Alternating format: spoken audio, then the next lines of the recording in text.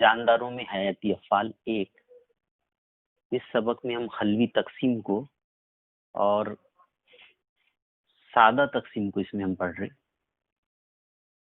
آپ کو میں بتا چکا کہ خلیے کی تقسیم کے خاص 2 مراحل ہے، ایک مرکزی کی تقسیم، دوسری خلیہ مائی کی تقسیم۔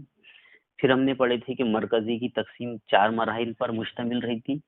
پہلا ہے پروفیز یعنی ابتدائی حالت، دوسرا میٹافیز یعنی درمیانی حالت، تیسرے ہے اینافیز یعنی مابعد حالت، اور چوتھی ہے آخری حالت۔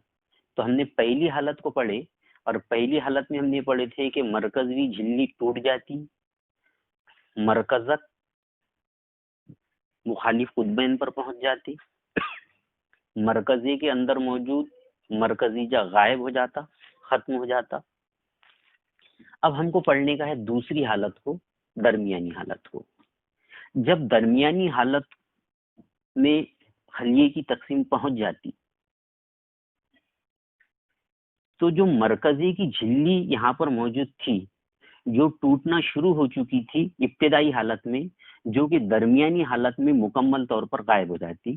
مطلب پہلی بات کہ مرکزی کی جھلی درمیانی حالت میں مکمل طور پر ختم ہو جاتی۔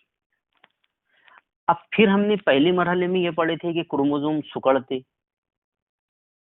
تو درمیانی حالت میں یہ سکڑاؤ کا عمل اور جاری رہتا، اور یہاں تک کہ کروموزوم کے سکڑنے کا عمل مکمل ہو جاتا، اور اس قدر اس درجے کو مکمل ہوتا کہ کروموزوم کی جو 2 کرومیٹڈ رہتی، میں نے آپ کو بتایا تھا پچھلے ویڈیو میں، کروموزوم 2 کرومیٹڈ پر مشتمل رہتا، ایک یہ کرومیٹڈ، دوسری یہ کرومیٹڈ۔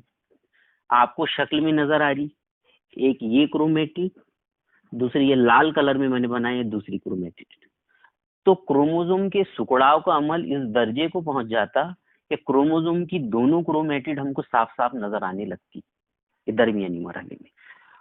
اور تیسری بات جو سب سے اہم خصوصیت ہے، یعنی درمیانی حالت کی سب سے اہم جو خصوصیت ہے وہ ہے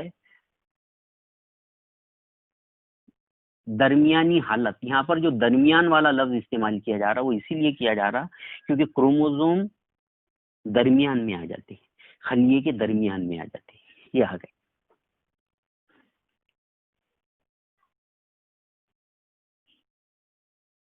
اسی لیے انگلش میں بھی اس کو میٹا فیز کہا جاتا۔ یہ جو میٹا کا لفظ ہے، یہ میٹا آیا مڈل کے لیے، مڈل یعنی درمیان، تو کروموزوم درمیان میں آ جاتے، اور کہاں آ جاتے؟ وسطی خط پر آ جاتے۔ یہ خلیے کا درمیانی حصہ ہے، وسط کا حصہ ہے، اور یہاں پر جو ہم خط بنائیں گے تو یہ خط پر کروموزوم آ جاتے۔ اس کے بعد کیا ہوتا؟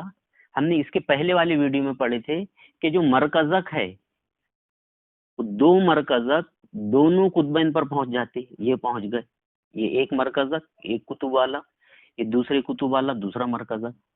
مرکزک پروٹین سے بنے ہوئے دھاگے تیار کرتے، اس نے یہ دھاگے تیار کیا، اس نے یہ دھاگے تیار کیا، اور یہ جو دھاگے ہے یہ پروٹین کے بنے رہتے، اور یہی دھاگوں کو تکلے نما ریشے کہا جاتا، یہی دھاگے کہلاتے تکلے نما ریشے۔ اس کو انگلش میں اسپنڈل فائبرز کہا جاتا۔ یہ جو ریشے ہے یہ مرکزک تیار کرتا، اور یہ کروموزوم پر اٹیچ ہوتے ہیں۔ اب سوال یہ ہوتا ہے کہ یہ کروموزوم پر کہاں اٹیچ ہوتے، کہاں جڑتے؟ تو کروموزوم کا جو مرکز پارا ہے، اس کا یہ مرکز پارا اور اس کا یہ مرکز پارا، تو یہ مرکز پاروں کو جا کر جڑ جاتے، اور یہی اسپنڈل فائبر یعنی تکلی نما ریشے خلوی تقسیم میں جینی مادے کو بانٹنے میں اہم کردار ادا کرتے۔ اس کو ہم اگلے ویڈیو میں تفصیل سے پڑھیں گے۔